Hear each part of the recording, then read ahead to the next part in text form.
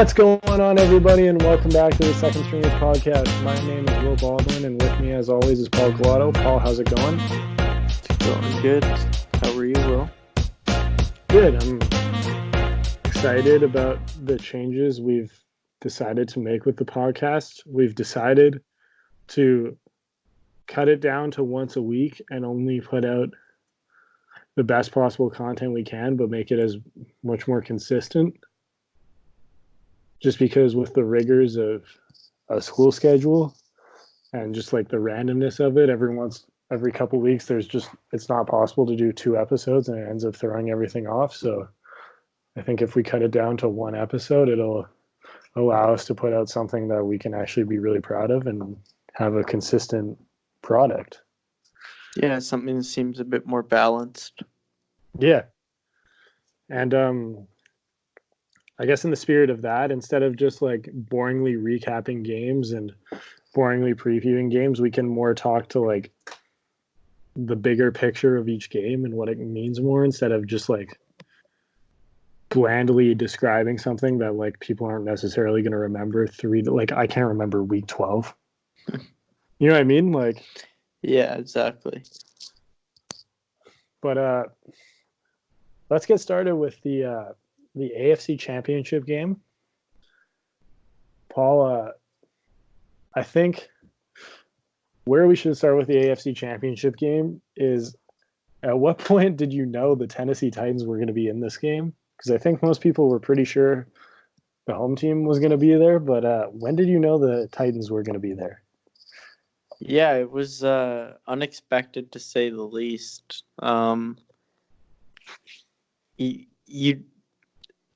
I mean, Ryan Tannehill, he's my guy. He's a Miami Dolphins legend. He picked the team up on his back. No, I'm joking. Once Derrick Henry started running wild on that Baltimore defense, I thought the game might have been in the balance a little bit. And then once he kept running and running and running and nobody could stop him, and he gave Earl Thomas that stiff arm that sent him into another dimension, you kind of knew the game was over at that point. So I don't think there's as much of a specific point for me, but it was more just Derrick Henry running wild on Baltimore. You knew it was over. For me, I think it has to be the jump pass. Yeah, I agree. Because the jump pass put them up 2 possessions. And it really felt like when that play pulled off, it was just like, man, they really just pulled a jump pass on these guys. Like they really just pulled out a jump pass. But B, and I think more importantly, when they pulled it off, that 2 possession difference is so huge. Because it just makes you feel, because we saw in a college game yesterday, we'll get to the college game later, but we saw in the college game how long the clock takes, that there's so many possessions that a 2 possession lead doesn't necessarily concern you. But once you get into the NFL in the second half against a team that's destroying you on the run, that clock starts to go really quick. And even though you should have enough possessions to come back, obviously, it starts to get in your head when you see that clock counting down and you're not on the field and you're like, oh man, we got to get this back in one play. And I think we saw a lot of mistakes from the Ravens as a result of that. I mean, after they scored the touchdown, the Ravens in back-to-back possessions turned the ball over, which is a completely uncharacteristic thing for them.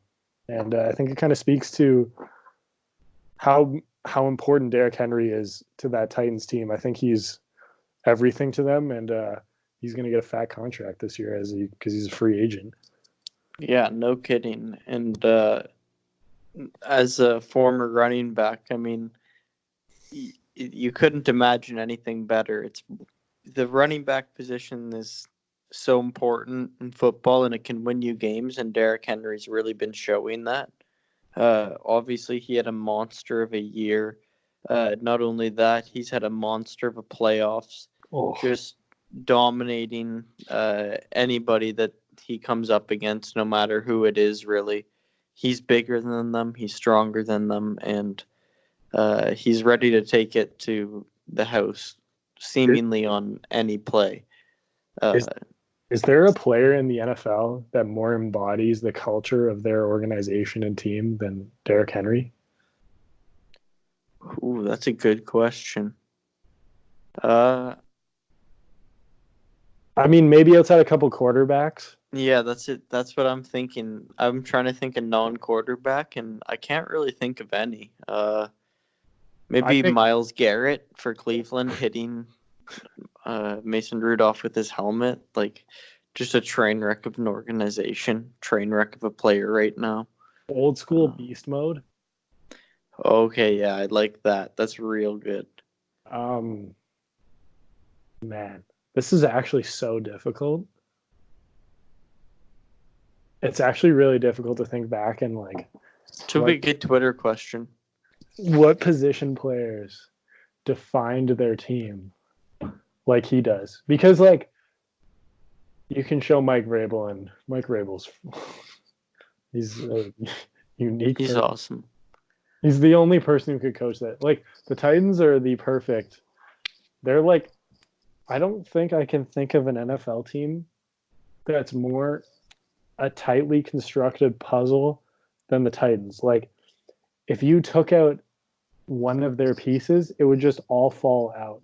It just like wouldn't work at all. They're like a Jenga tower, except like no matter what piece you remove, it would come down. You know what I mean? Yeah, and another thing about the Titans that I think is kind of an unsung hero story that I think we need to mention is the fact that apparently Marcus Mariota was a god tier Lamar Jackson in scout all week for Tennessee. My favorite thing about the Titans is they run like one or two plays a game where Mariota's the quarterback, and it's just like the "we feel bad for you" formation. Like he literally usually just hands it off, but it's like the only reason it's there is just because they're like, yeah, we took you second overall, and you're not very good, but we feel bad for you because you're a great guy, so you're still gonna be in our offense. How about the fact that he was on the field, gets motioned out of the backfield. Derrick Henry gets the snap. He is wide open on the side of the field, like waving for the ball, and Derrick Henry throws the jump pass. Hey, Marcus Mariota, proven playoff receiver. Hey, you gotta love it. Titans have the perfect. They're like, they need like a Antoine Randall or like one of those guys who played quarterback in college to like perfectly have the like textbook wildcat formation, because they have two quarterbacks on their team who are athletic enough that they can play receiver. Like one was a receiver at Texas A&M. Ryan Tannehill, low-key receiver. Marcus Mariota, touchdown catch against the Chiefs. Like they could throw some wild ass formations if they brought in the right guy. They need to they need to go after one of those receivers that can throw the ball real deep. Taysom Hill, free agent this year.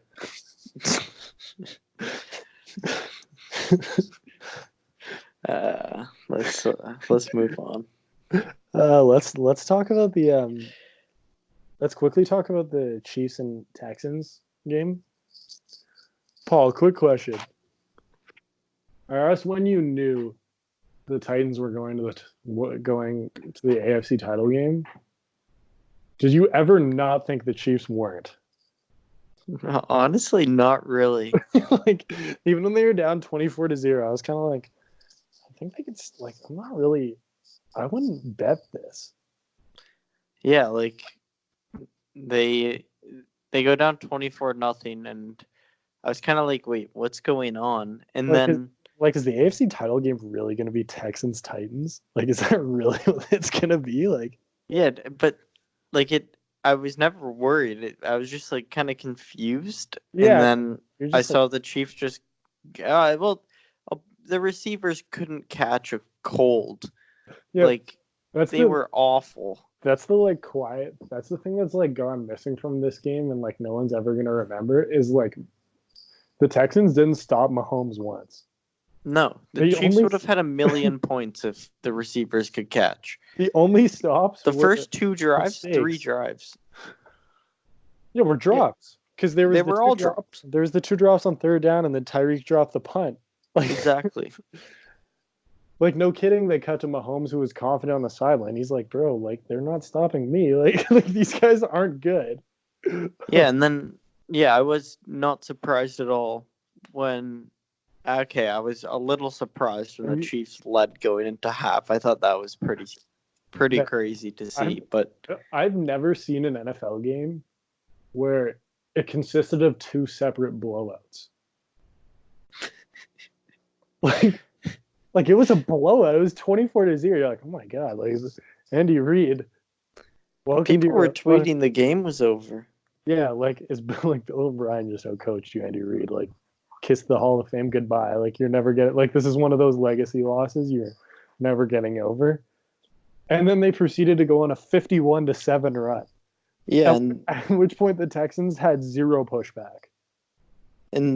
I think that's the exact reason why I said it going into the year, and I'm standing by it. I think the Chiefs are going to win the Super Bowl. There's no other team in the league that can do that, or anything close to that. We They're both special. We both have had the Chiefs going to the Super Bowl all year. We both got a little worried, I remember, when Patrick hurt his knee. Yep.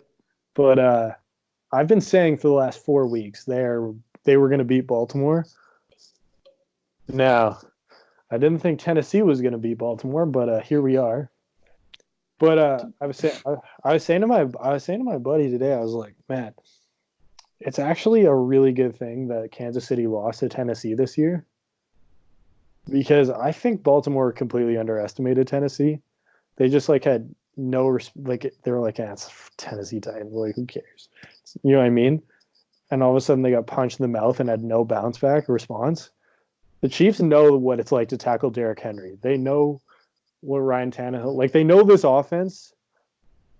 Like, despite the fact that the quarterback is Ryan Tannehill and their 3 best receivers are guys you have probably never heard of until this year, like Jonnu Smith, AJ Brown, and then Corey Davis, who a lot of people thought were a bust. Those are the 3 best receivers. They know that this team is actually really explosive. They were a top 5 in yards per play after Tannehill took over. Like this is a real team, and I think it's huge for them that they played them and lost, because if they hadn't played them, I think that would have caused a little bit of apathy going into the week. Just like, oh, we're going to the Super Bowl. You know what I mean? Yeah, no, I agree with you on that. And another big part is I was kind of looking at the matchup because I wanted to see if I was for sure locked on Kansas City winning the game. And Tennessee's offense is good. I'll give them that. But Kansas City's defense has been playing really well. Oh, yes. Shout out realistically, if if Derrick Henry gets loose, Tyrann Mathieu's going to make the tackle that Earl Thomas couldn't. That's kind of, at the end of the day, you've got probably one of the best safeties in the league. He's certainly had probably the best year this year out of all safeties in the league, Tyrann Mathieu, and somehow I trust him. Did not make the Pro Bowl. Pardon me? Somehow didn't make the Pro Bowl. That's just stupid. I mean, the Pro Bowl's such a joke anyways. So hey, we watch every year. But I think, like you, no, yeah, now I just heard you say that we watch it every year. It's a good time. But I think, I'm not going to speak for you, but I think that I have the same pick as you winning the Tennessee versus Kansas City game. I'm taking Kansas City all the way. Yeah, I am too. I think this has felt like their year for a long time. And honestly, I don't really see any reason to not believe that. Yeah. Even with how good Tennessee is. I have a lot of respect for the Titans, and I think there's definitely something there. And I really hope they bring back this team with Tannehill and Derrick Henry, because I think there's something there that'll cause a lot of problems going forward for the rest of the AFC. But I think this is one of those years where the writing's on the wall as to who's going to come out of the conference. Yeah, no, I'd like to see this team run it back as well. I'm with you on that. See if Vrabel gets to keep an important piece of anatomy. So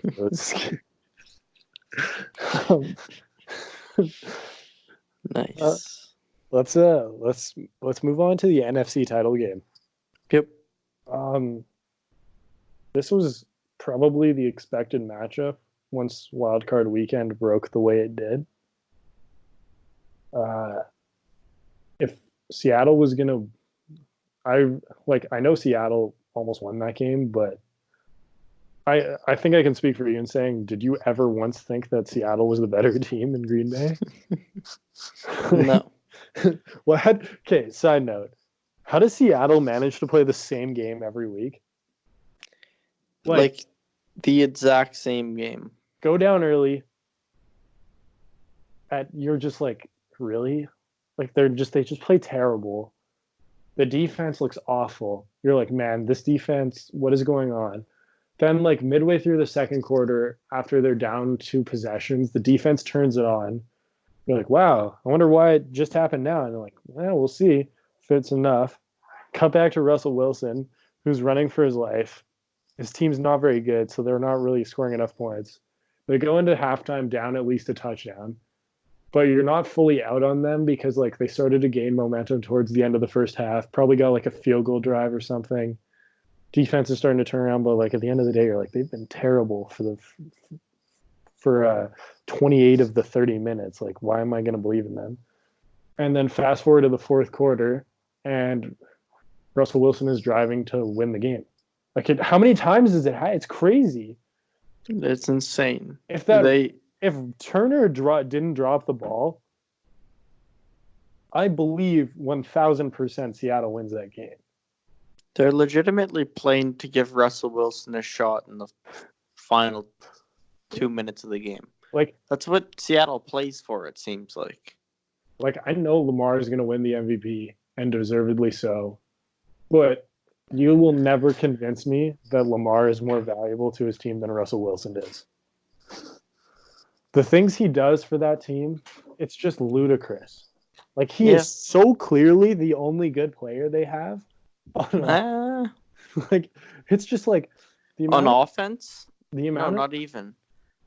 The amount of DK Metcalf was awesome in the second half of the year. I think Tyler Lockett's a great receiver. Man. They have Marshawn Lynch. Come on. The amount of times where he drops back and he has nothing. I know. One of his linemen just completely whiffs. He is the worst line in football, I think. He just jukes one of the guys. It's usually either the center or the guard. The tackles were all right to finish the game. Was it the center? He was just letting guys through all game. He was like he may as well have been a door that they left open. It was just like they should have just let Russell when you're playing pickup football and you don't have a center and the quarterback just huts it himself. That's what he should have done, because then he would have had a better vision of the field, because the guy wouldn't have been in the way. That's very true. They should have just done that and thrown the other guy at like tackle or had an extra tackle or something. But is there anything like watching Russell Wilson once he gets out of the pocket? You have a feeling that something big's about to happen. The amount of times where he's just running around and you're just like, he's not going to do it again, is he? Like, there's no way they haven't figured out how to stop this stupid run around and just throw it to someone. Yep.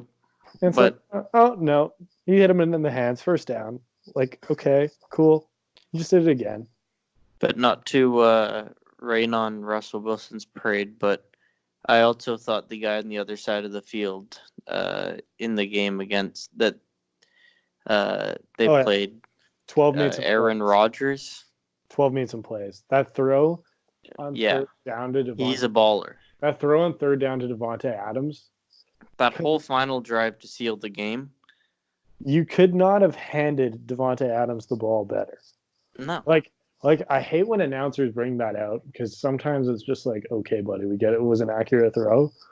But the difficulty to throw that fade, just picture perfect. Coverage was even there. It wasn't even bad coverage. It was just like, man, sometimes it was just a classic. Sometimes great Hall of Fame gold jacket level offense is just better than any defense you can put out there, no matter what. Like yeah, that throw was silly. I saw a tweet. I wish I remembered who it was because they deserve credit for it. But I'm watching the final drive. I update my Twitter, and I see Aaron Rodgers equals good at football. And I was like, it's very true. And in the comments, people were saying that's so true. Like, how did people forget about this all year? And I've been saying it all year. It's his first year under Matt LaFleur. It takes a little bit of getting used to. But it looks like Aaron Rodgers is now allowed to take the game over when he needs to, which he wasn't really doing during the regular season. And now that he's doing it in the playoffs, many people were saying Green Bay was the worst team to get a bye they've ever seen. I don't know. I didn't think Green Bay was that bad, and I think by that. Yeah, I'm looking forward to the Green Bay San Francisco game. I'm going to be honest with you. I think there's a chance that Green Bay finds a way to win because of Aaron Rodgers. I trust him way more than Jimmy Garoppolo. I'll put it that way. The only way the Packers win this game is if Jimmy plays terrible. Which wouldn't surprise me. Because, like, the Packers have one legitimate pass-catching threat. They have literally one. And lucky for the Niners, they have Richard Sherman, who has destroyed Aaron Rodgers repeatedly in the playoffs. Yep. Aaron Rodgers has gotten killed in multiple NFC title games by Richard Sherman. I think people forget that. The one game where they had the lead on Seattle, Aaron Rodgers didn't throw the ball once out to Richard Sherman's side at all. Like, they just, like, refused to throw to his side. Like, the guy, he was literally afraid of him. And I think Sherm loves playing Aaron Rodgers. He tweets about it, like, pretty regularly. It's kind of hilarious. Like, I think he knows that, like, he's, like, kind of in the guy's head. And I think he loves it. And for that reason, I really think we're going to see a weird Richard Sherman game where he travels with their best receiver, which is something he doesn't usually do. But with a guy like there's chance he could get exposed. I mean, I know I'm excited, man, because, like, we don't see Richard Sherman play in the slot. Devontae Adams plays a lot in the slot. Are they going to have him travel, or are they going to let him school the Niners nickel corner? Who's, like, he's a good player, but, like, let's be real here. I'm taking Devontae Adams in that match every day of the week and twice on Sundays. So exactly, and of course the line. For San Francisco is unbelievable, their D line.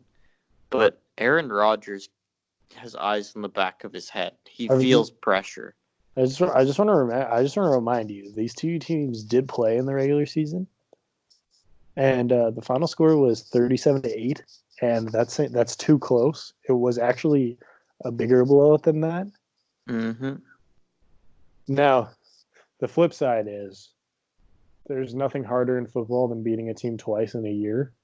So the Packers are going to give them everything they've got. But I think the reason the Niners win this game is because although the Packers have the better quarterback, the Niners have the better everything else, like literally everything else. Yep. They have the better head coach. They have the better play caller on offense. I think their defensive coordinator is better. I think Mike Penn's good, but I think at times he gets a little blitz happy. The Niners have the better defensive line, the better linebacking core, the better secondary. They have better receivers overall. They have a better running game. They have a better offensive line. There's, like, really no reason the Niners shouldn't win this game. I saw a stupid tweet that said whose legacy would be affected more this week with a loss, Aaron Rodgers or Andy Reid. If Andy Reid loses this game, his legacy is, like, Serious skeptic. Done. Aaron Rodgers, like how, like what is the argument the Packers should win this game other than Aaron That's Rodgers? very true. There's one argument that I heard listening to Pardon My Take, and I don't know if it was Big Cat, but they said, what did they say? Okay, they said that the first ever Super Bowl was Kansas City versus Green Bay. Don't be surprised if Roger Goodell gets in there and does his magic, has Green Bay win, has Kansas City win. So in the 100th season of the NFL, it's a repeat of the first Super Bowl. As good as that conspiracy theory is, the Niners rate super high. By the way, Fox has to be drooling at this. Yeah. Oh yeah. You know, I think it'll be Niners Chiefs. Like real talk, I bet the Fox executives are at the Kansas City game because that's the game they actually care about. Because they're like Tennessee, they're sitting next to Roger in the NFL box, going like, "Really gonna let Tennessee win this game? Really, you're really gonna do it? We spent all this money on Thursday Night Football, and you're gonna give us the Tennessee Titans in the Super Bowl? That's Get on the phone. This review. That angle. Yeah, not conclusive. Like, you know what I mean? Yeah, exactly. I'm like Titans fans. I'm sorry, man. Like, they're not winning. There's 50-50 calls or 70-30 calls in this game. Let's put it that way. Packers Niners, those teams rate no matter what. But Patrick Mahomes in the Super Bowl, Mahomes Rodgers would be fun. I think whatever we get out of the NFC is going to be fun. The only problem with the Niners Chiefs Super Bowl is I'm going to have to watch 18 different clips of Joe Montana playing for both teams and having to watch Joe Montana interviews where he pretends to actually care who wins this game. Yep. And fans are actually going to be upset who he picks. I'm sorry, Chiefs fans, he's a Niner. I know he left weird and they picked Steve Young, but come on, man. Let's be real here on who he's cheering for. Yeah, exactly. But somehow we're still gonna get all the all the Joe Montana clips talking about Joe Montana playing for both teams and how this trade somehow links them. That's running on first. That's gonna be it. That's the first topic on Undisputed on the Tuesday. Because like Monday they'll be talking about the game, and then once they get to Wednesday, yeah, the game isn't until the following week. There's only so many angles you can tackle the game at, and they don't want to waste them all in the extra week. So that's when the Joe Montana segments are going to come out. And can't wait for it. And Skip's going to throw some outlandish Joe Montana meant more to the Chiefs than he did the Niners take or something. You know what I mean? We all know that take is coming. We're all ready for it, and you better make a clip of this so when it happens, just put it in the Instagram or the Twitter comments. Yeah, just reply and be like, "Skip, I knew it. I'm so ready." Joe Montana meant more to the Chiefs than he did to the Niners because he won them a playoff game or something. It's gonna be something like that. Everyone, get ready. Watch Undisputed this week. Watch our guy Skip. He loves. Sure. I wouldn't wish that on many people. I'm gonna be honest with you. Dude, you love Skip. Don't even pretend. I haven't watched it in genuinely at least 6 months. Oh, get out of here! You're a big Skip guy. I see the clips on YouTube, and I'm not pressing that. We all know you have your notifications on for Skip tweets. I don't even follow him. Oh, I do not believe that. Let me look right now. I'm going to look right now. I do not believe that. I don't follow him. Wow. It must be awkward having your notifications on for a guy you don't even follow. I don't even think that's possible. I'm pretty sure you can't do that. No, let's stop talking about him. So so we're just down a rabbit hole of who's gonna what. How did we even get here? The ratings. That's how we got here. Yep. We both have the Chiefs winning the AFC title game. Yep. Who do you have winning this game, Paul?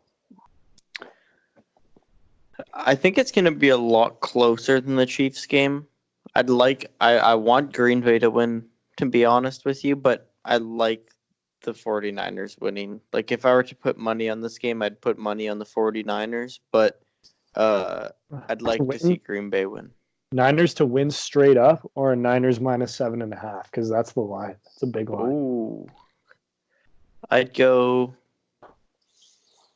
I'd take it with the money line because I think the Niners win by 10 points, but I think they get a field goal. Wow. Pardon me? You think they win by 10? You think they cover 7.5? With a late field goal, yeah. What about the Chiefs game? It's Chiefs minus 7. Oh yeah, take the Chiefs. They're winning by 30. I think it's been underreported the fact that Chiefs went on a 51-7 run in a game that they didn't score until like the end of the first quarter. Like, it's crazy. I think that's under. What's their drive chart? I haven't even looked at it yet. Wasn't it 7 drives with a touchdown in a row? Okay, ready? So they go. So the Texans open the game with a touchdown. Then the Chiefs get the ball and they go 3 and out. The Kelsey drop, blocked punt, 14-0 Texans. Then the Chiefs go 6 plays, ending with a drop by Robinson. Then the Texans get the ball, punt, Tyreek Hill drops it, whatever. It's 21-0. It's 21-0 with 1:21 left in the first quarter. The Chiefs punt again, their third punt of the game. The Texans drive down the field and kick a field goal with 10:54 remaining in the second quarter. So 20 minutes of the game is gone. Essentially, ready for this. This is how the Chiefs finish the game. The final 40 minutes of this game. They go touchdown, touchdown, touchdown, touchdown, touchdown, touchdown, touchdown, field punt, end the game. It's not bad. How many touchdowns in a row is that? 1, 2, 3, 4. So they had 4 to end the first half. 5, 6, 7. It's 7 touchdowns in a row. Yep, that's crazy. That's unheard of. Their last touchdown came with 13:52 to go in the fourth quarter. So in basically 2 quarters, they put up 7 touchdowns. That's crazy. That's just impressive. I think you got to take Chiefs minus 7. I think it's got to be Chiefs minus 7. Yeah, 100%. I don't want to say potential for a blowout, but I think the Arrowhead's going to be something different in this game. I said to my buddy when we were watching the Titans game or the Texans game, I was like, the biggest mistake was them going up early and letting them come back. Because the stadium went from crazy. The stadium went from like a 10 to a 12 when they came back. I was like, oh god, at least a 12, and maybe 30. Because like if it's close all game, they start to get nervous. But like when they come back on you, like oh man. And when they keep putting up touchdowns after touchdown, okay, so that's exciting. So I think we've both acknowledged that the Packers and Titans are the underdogs in these football games. Yep. What is the path for the Titans winning, and what is the path for the Packers winning? I think kind of what we talked about for both teams already. The path for the Titans is going to be Derrick Henry running the ball.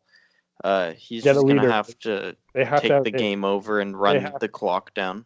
the Titans to win this game are basically going to have to do what the Patriots did last year, which is they're going to have to get the lead early and murder the clock. Like, Yeah, they need to just dominate with the run game, keep the clock moving the whole game, and keep Patrick Mahomes off the field. yeah, And then on Green Bay, I think it just comes down to Aaron Rodgers having the game of his career and Jimmy Garoppolo not playing very well. yeah. Like Aaron Rodgers didn't make the NFL top 100 list. There's been a push over the last couple of years that Drew deserves to be higher in the all-time list than Aaron. If Aaron wants to cement his legacy, especially in Green Bay, because Favre went to two Super Bowls, he's only been to one. He really needs to get to that second one to fully cement himself ahead of Favre. Favre. If Aaron Rodgers wins this game, this is an all-time legacy one for him. Yep, 100%. This is one of those. This is one of those. If he loses it, it's okay. But if he wins it, uh, his legacy lives on. His legacy like doubles, and which is kind of funny because they're going to be good next year. There's no reason they shouldn't be really good next year. But yeah, I think we kind of tackled all the angles of that. So let's move on and talk about the national championship game. Paul,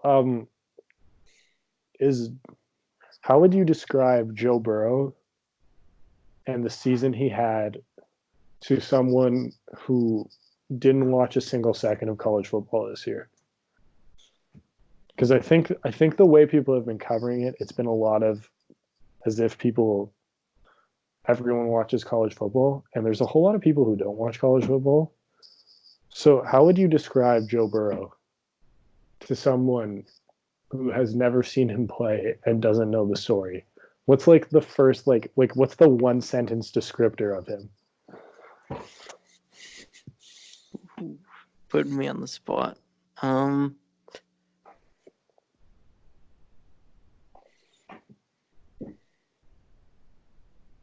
He figured out how to master football. Like, wow. This year, I never have really been into watching LSU that much. This year, I watched LSU. As a person with eyesight, I've decided to not enjoy watching LSU offense for the last 15 years. Yeah, so I didn't really watch them early. And then probably their last 5 games in a row at least I watched. In every game, it's Joe Burrow, just cool, calm, composed, throwing a tight spiral into the perfect spot. Man. Doesn't matter if it's a 50-50 ball. Doesn't matter if it's a wide open receiver. Doesn't matter if it doesn't matter the play. Joe Burrow just seems ready to make it. And he looked like he mastered the quarterback position. So that's why I'd go with that line. Master. What would you say? Man. He looked to me like a guy who had the questions, not just the answers to the test. That's good. And what I mean by that is some guys, they study well, they have an idea of the test, and they can do pretty well. Some guys, they even study so well that they know the answers. But like Joe Burrow was playing on such a level, it was like he knew the questions. And what I mean by that is it was like he knew it so well that he would come to the line and he would already know what defense they had called before they even were on the line. Like there were plays where the ball came out of his hands so fast, it was like he knew what they called. And not like he had an idea or an inkling, or he literally knew. Like as soon as I take the ball, there was one touchdown he had to Randy Moss's kid where Randy Moss was split outside. He literally caught the ball and threw it in like 0.1 seconds. And the guy caught it so open, he was like, where is everybody? and Burrow got drilled on that play. Yeah. And it was just like that's the one thing I think that people are going to forget about this LSU team is their O-line wasn't good. Which is the true heartbreak that we never got to see Ohio State against LSU because Chase Young would have just destroyed that line. And I think we would have gotten a better game because of it, just because I don't think LSU would have been able to block them. Mm-hmm. The problem is the strength of Clemson's defense coming in was their linebacking core led by Isaiah Simmons and their secondary. But when you're playing a guy who not only knows what you're going to do, but then also has dudes who are just flatly better than your dudes, then it's just not fair. And that's how you throw 6 touchdowns and make it look that easy. Like there was multiple drives where it was like, this could not look any easier. Like it was just like, and I think my favorite thing about him though is his confidence is like he is the definition of confidence, not cockiness. And Baker is the definition of cockiness, not confidence. Yeah, exactly. Where like when Baker talks, I feel like he kind of knows why we think he sucks or like why we think what we think is wrong with him. And he's like projecting confidence as a way to like hide for the fact that he knows he's small. He knows, you know what I mean? Yep. Whereas like Burrow, when he talks, he's like, yeah, I know I'm sick. Like, you know what I mean? Like that when like the reporter showed him the picture and it was like, does this kid look like a Heisman Trophy winner? And he's like, well, yeah, and he also looks like a national champion. And they like should zoom in on his face, and it's just like he's not even like cocky about it. It's just like that's 100% what he thinks. Yeah, definitely. Like there's a 0% chance he doesn't believe that, and that's what's so intoxicating about him and why he's going to get drafted so high is because he just has like, if you've ever wondered, this is probably the best way to describe him. If you've ever wondered what the it factor is and looks like, it's just him. Like yeah. he just has it. Like the guy's walking off the field and he just like is pointing at his ring finger. Whoa, I just had. Okay. Sorry to interrupt you, but I just had a brain blast. Yeah. Like, I this just came to mind. What? Joe Brady goes to Carolina. By the way, baller move. Wins a title, doesn't even call plays, and gets an NFL offensive coordinator job. So he's the new coordinator there. He didn't call plays for the LSU. I think like people are forgetting that. Yeah. He didn't call any plays. He was just the passing game coordinator. He basically organized the formations and designed the plays, but he didn't call any. Yeah, but now that he's with Carolina, they have a top 5 pick, don't they? They have a top something pick. They have a pretty high top 10. At least a top 10. They have. Hear me out. They are pick 1, 2, 3, 4. They're pick 7. It looks like. Okay, hear me out. They trade up to pick number 2. Pick 2. No, you're not getting them at 2. Okay, I mean pick 1, not pick 2. I thought Washington had pick 1, not Cincinnati. No, they trade up with Cincinnati for pick 1.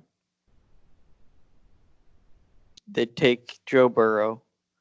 Cincinnati then takes Tua Tagovailoa. Okay. Now, that's my theory. I would start to get behind your theory if there wasn't one integral fact about Joe Burrow that is going to guarantee he goes to Cincinnati Bengals. He's from Cleveland, isn't he? He's from Ohio. Ohio, yeah. You can't not take that kid. Yeah, no. Yeah, like, I was wrong. If he was from anywhere else, I totally can get behind. Like, if he was from Louisiana, I can get behind your theory. But just the way he talks and like what he has about him when he gets in that room with that Cincinnati Bengals brass, he's just gonna like he's just gonna take over the room, and they're like, how do we not take this guy? He's the hometown kid. The Bengals attendance was terrible last year. Their Yeah, that's very true. fan base is experiencing major apathy. Like what injects that fan base with light is the hometown kid coming back. Like, man, I was listening to Move the Sticks today, and Daniel Jeremiah brought up this like hilarious point that like, and he was like, I wonder if he wishes that the Redskins had the number one pick so that they could take him and he could take Dwayne Haskins' job. Because That's funny. Because every single second since Urban Meyer told him that Dwayne Haskins won that job, he's wanted to beat Dwayne Haskins. Oh yeah, he's just that guy. Like he's a killer. Week 1 next year, Cincinnati, Washington. Figure out a way to schedule it. I don't know how. Like I don't know how you do it. There's always every team plays like 1 or 2 weird teams a year. Yeah, like it's gotta happen. Adjust the schedule. NFC East to AFC North, just so we can have it. And you just may as well, because I mean you also have the number 1 and number 2 picks from last year playing each other. So yeah, I think yeah, man, Redskins low-key are starting to set themselves up. Yeah, that's what I was about to say. That like I want to get back to the college football playoff, but I mean they add one more defensive piece, and then man, Dwayne Haskins isn't even a bad quarterback. I think they could make a run with him. Their O-line sucks. Their O-line's awful. If only they had a left tackle under. But that can change. If only they had an all-pro left tackle under contract. If only they had a good medical staff. But back to the national championship game. I kind of want to talk about Clemson a little bit, because I was kind of upset Clemson was even in the game. I thought it should have been the national championship game. I thought it should have been. For those who don't know, I think we should set a disclaimer. Paul is Justin Fields' biggest fan, including his mom. And, no. And I just like watching him. I think he's really good. And but when Justin Fields lost, Paul felt like his family member was knocked out of the game. Not even, man. Get out of here. But you don't even buddy at the start of the year doesn't even watch college football. And I would get texts like, yo, you watching Ohio State, Nebraska right now? You see this? Like what? Like, since when? Sick, man. Since when does Paul watch college football? But I thought that they were going to be number 1. I thought LSU Clemson was going to be a semifinal, and I thought it was going to be LSU Ohio State in the final, which I was all for. I wanted him to play the Ohio State transfer to play his brothers again. I wanted that. Yeah, and I thought that would have been good, but also I don't want to take much away from Clemson, because of course they had a good year. I think next year Trevor Lawrence is going to have a crazy year. I expect an Ohio State Clemson final next year. So I got a question for you. Yeah, we got to get a rematch of that semifinal. I got a question for you. Yep. We saw Trevor Lawrence face true adversity for the first time literally since high school. The guy hadn't lost a game since I think it was his sophomore. It was either his sophomore or junior year of high school. Like it's been years. And to put it simply, he folded like a cheap tent on Monday. He was bad.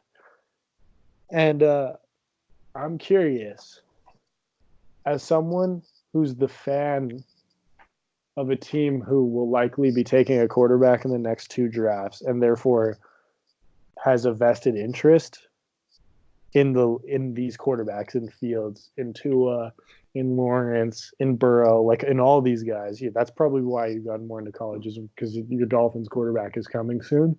Mm-hmm. What did you think when you watched him fold like that? Because I know what I thought, but I want to hear what you think as a potential future quarterback for your team. Yeah, no, I'd still love him at quarterback for my team. He's so young. Oh yeah, Like, uh, I, I, I'm not gonna hold it against him. Like, yeah, he folded, but I mean, he's young. He has a bright future ahead of him. Uh, Out of the four quarterbacks you mentioned, uh, Joe Burrow, that's not gonna happen. I'd love to have him, but I'd go Justin Fields and Trevor Lawrence, 1A and 1B. Like those who's A guys are. Paul? Who's A Paul? I honestly, the thing is, I couldn't pick an A right now I hear because Trevor Lawrence is just that good. Uh, I don't think him folding under pressure means anything. I think he's that good, Well, okay. and my jaw was on the floor watching him, even against Ohio State, I don't think it means especially when he took off on that run. That's just you have to appreciate it at some points. Yeah, when did it like when he was like halfway to the end zone? I was just like, my first thought was, this is scouting porn. Yep. And then my second thought was, I'm pretty sure on Madden you can't create a guy who throws as well as he can, who can also run like this. Like it was just one of those things where like so he can run too. Like How really? about when Joe Burrow started running? Yeah, but like Burrow's like agile. Lawrence has like legit straight line speed out of Yeah, no. he got going. He had some burners on him. Burrow's like Russell. Like he's not like Russell in like how he plays, but like Russell Wilson isn't actually that fast. Yeah. But Russell is like the most agile person in the NFL. Mm-hmm. And that's more Burrow's running style. Like he just like gets out of trouble out of nowhere, but he's not necessarily gonna burn you. Whereas like Lawrence was just like, oh, okay, he can run the read option. Like, whoa. But I'm gonna say with Trevor taking adversity for the first time that I'm not worried now, but with the disclaimer that I want to see him face adversity again next season because it was at the very least concerning. Yeah. And I think yesterday or Monday was proof in and of itself why the NFL system of having guys spend 3 years in college is so brilliant. Mm-hmm. Because we're gonna get to see every facet of Trevor Lawrence's game before he takes a snap in the NFL. Mm-hmm. And you're really going to know what he is and what he isn't.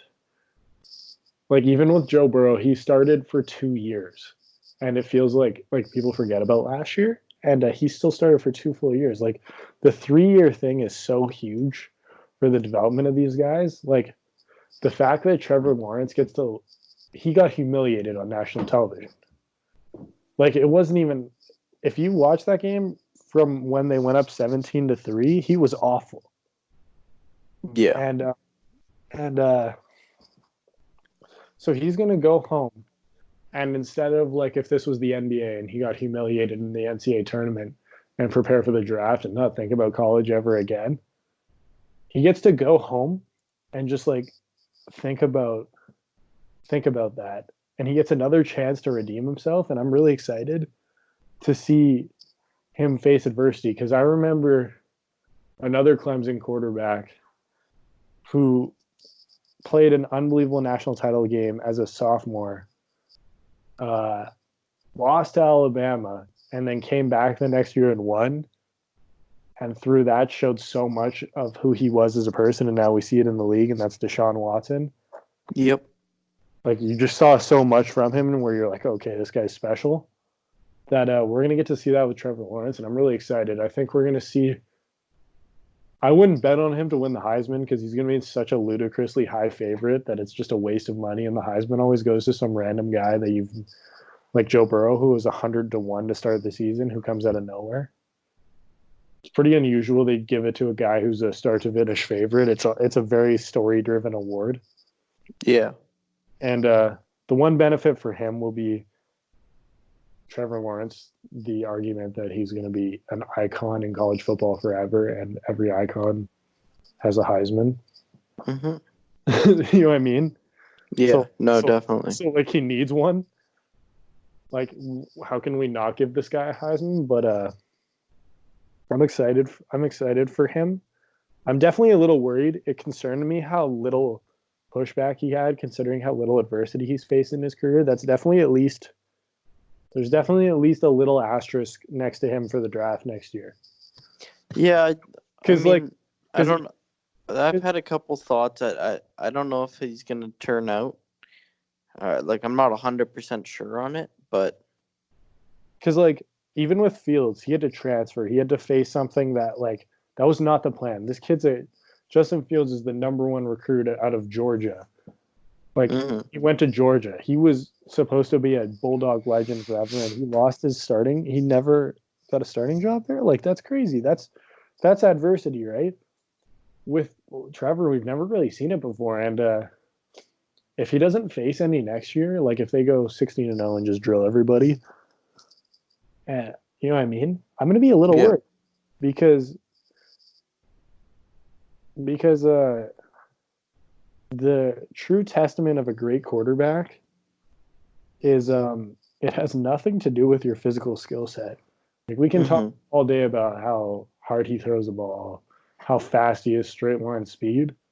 But I think why scouts are drooling over Joe Burrow and why what generally separates quarterbacks. Like even if we look at the championship games this weekend, Jimmy Garoppolo, second round pick out of where? Eastern Illinois. Aaron Rodgers went to community college, Yep. fell in the draft, and was by no accounts an elite arm talent when he came out. Ryan Tannehill played receiver in college. Yes, he was a top 8 pick, but his team traded him. Like they paid him 20 million to go away. Like they have 20 million in dead cap. Ryan Tannehill could have been a Dolphin this year. Like people don't really remember that. They didn't get very much for him, and they let him go. You know Yep. what I mean? And then Patrick Mahomes was, I believe, the 12th pick, 10th or 12th, whatever. 12th, I think. And there was major question Or marks. 10th. There, 10th. there was major question marks on if he'd be any good in the league, and Yeah. it had nothing to do with his arm talent. It was because of the intangibles. So, and that's why he's made it is because he's proven the intangibles are elite. And sometimes like obviously the tangibles with Mahomes are unlike anything we've seen recently. Like it's really unlike anything we've seen since Prime Farm. But what makes him special are the intangibles. Where his team's down 24-0, and he's walking up and down the sideline talking to his players, and you can tell they all just 100% believe they're still going to win this game. Yep. Like, where did that come? You know what I mean? But that's why I'm curious to see what happens with Trevor. I think he's gonna be fine. I Mhm. think I do too. anytime a guy takes a starting job from a Kelly Bryant who was coming off a performance in the playoff, like it's not like Kelly Bryant was a slap who disappointed after Deshaun took left. Like Kelly Bryant was a legit player, and Yep. Lawrence took his job as a senior and won them a natty. So there's definitely some swag there. There's something there. But let's quickly go from Trevor Lawrence, the young, and talk about the seemingly old or the not old, and that's why we're talking about it. And guys like Luke Kuechly walking away before they hit the age of 30. We've seen it with guys like Calvin Johnson, Patrick Willis, Andrew Luck. Paul, what does it say to you about the new age player that they're walking away at after year 8 like Kuechly? We're not even seeing these guys hit double digit seasons anymore. All it says to me is that they're smarter than ever. They know they've made their money. They know they can hold on to it and make it last. They know that their bodies are important when they're 40, when they're 50, when they're 60. They want to be able to have families and make memories, live a normal life. And I have nothing but respect for a guy like Luke Kuechly retiring after, what, 8 seasons, 7 seasons. I think people Uh, I think people forget how much time he missed with concussions. exactly, and He's had multiple ones. I I always say with sports, people expect so much from these guys to put their bodies literally on the line every single week, and some guys can't do it forever, and the guys that do it forever tend to fall apart right when their career ends. So I Yeah. have no problem with a guy like Luke Kuechly It's or Andrew Luck choosing life over football, essentially. there's there's an old boxing saying that no one ever walks out of their final fight. They're always carried out. Hmm. And that used to be very accurate about football players as well. I mean, look at Peyton Manning. Peyton Manning could barely throw the ball 15 yards by his last game with the Broncos. That was brutal. I mean, even Marshawn this year, he came back, but it wasn't exactly great. Yeah. Uh, Gronk last year couldn't get open if I was covering him. Yeah, he was an elite blocker last year. Don't get me wrong, but his route running was gone. Like that's how football players used to retire. But now these guys, the Calvin Johnsons, the Luke Kuechlys, Patrick Willis's, they're leaving at a time. I think Andrew Luck's a little different because I think he would have kept playing if his body just didn't quit on him, basically. Yeah, definitely. But with Willis, Kuechly, and Megatron, they walked away when they still had years left, not like year left. Like we just saw today, Larry Fitzgerald announced he's coming back. Larry Fitzgerald is the opposite. He's year 17, like he's gonna play forever. But but these guys like they had like Luke Kuechly was an All Pro this year, I believe. If he wasn't an All Pro, he was very close. Yeah. And He's a Pro Bowler. it was. Did you watch his video where he's talking about how like he doesn't think he can make the plays anymore? Yeah. I was watching. I was like, damn man, I hope I get good enough at something in my life where I'm still the second best in the world at. I go from the first to like third best at in the world, and I think I've lost it, and I have to leave. like, like he's like crushed. He's like, I'm not what I used to be. I was like, bro, you're like the third best linebacker in the league this year. Like, what do you mean you're not like okay? like, Yeah. like that would literally have been like LeBron retiring this year. Yeah, He's exactly. not the unanimous best player in the NBA anymore. It's like, Whoa, oh, whoa, whoa, slow down, slow down. and I'm he's like, joking, I'm joking. I know, but like you could have still made the. It's very similar because you could still make the argument Kuechly was the best linebacker of the league this year. Exactly. It's probably like third or fourth, but like you can still make the case. And he walked away because he didn't think he had anywhere. That's honestly kind of funny. Yeah, and no, and nothing but Res- high hopes and good I, wishes for man, Luke Kuechly and everybody else that's retired early. I tweeted it yesterday from our account. If the only argument against Patrick Willis, Megatron, Kuechly, and whoever is next that's going to retire early for making the Hall of Fame is they didn't play long enough, then the conversation of keeping them out shouldn't be very long because for 6 or 7 years, Luke Kuechly was the best linebacker in the NFL. Dominance. It was literally Defined. same with Megatron, same with Patrick Willis. They were literally the best player at their position. Their first ballot Hall of Famers, if you ask me. For half a decade. Maybe you don't put them in first ballot because they didn't play. They don't have every credential. You know what I mean? That doesn't even matter. If you changed how the game is played and That's true. you were good enough to be the best at your position for over 5 years, that's first ballot Hall of Fame. Man, I don't know. Irregardless, we can get into the debate if you should be a first or no. It's not like it really matters once you're in. Exactly.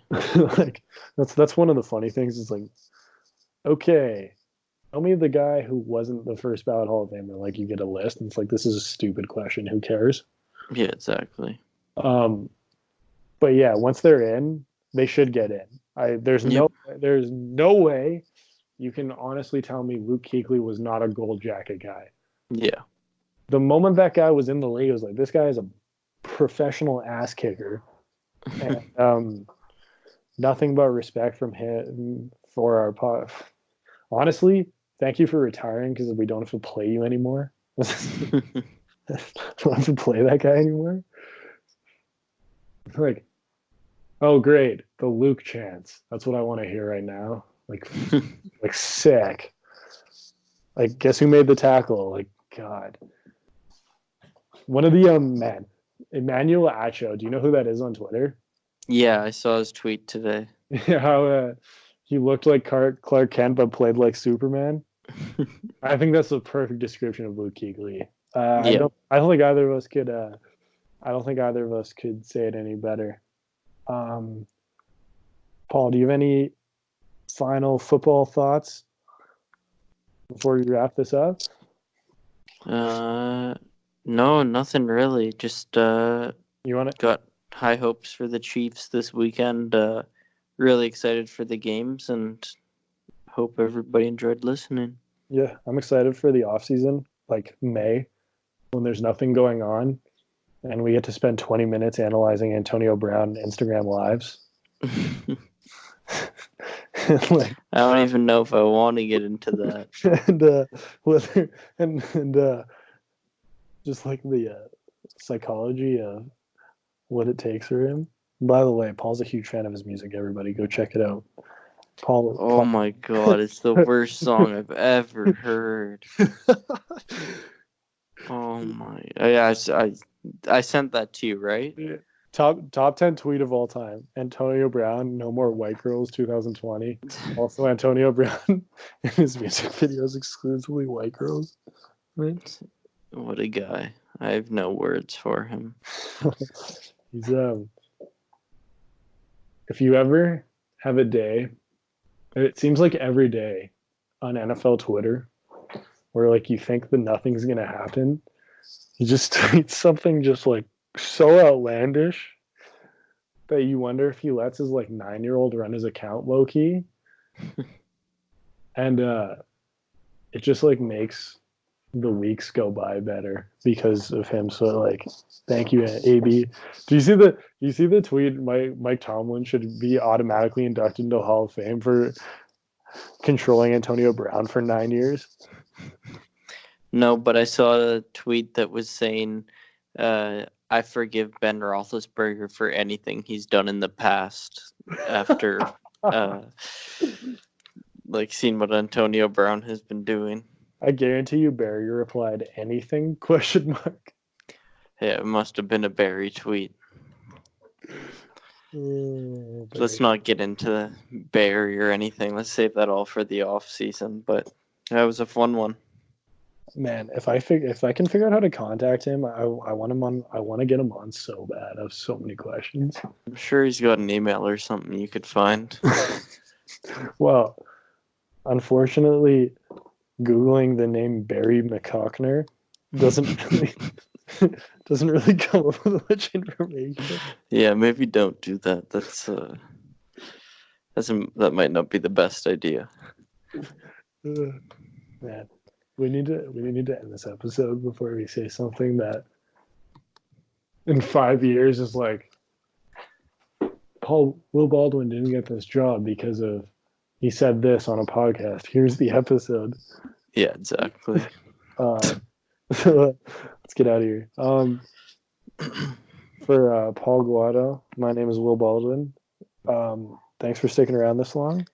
And I mean, honestly, I'm not even going to say we're surprised you did because that was a high quality episode. There's some elite content in there. That is A1. That's how I described it. We'll talk to you guys next week. Peace, everybody.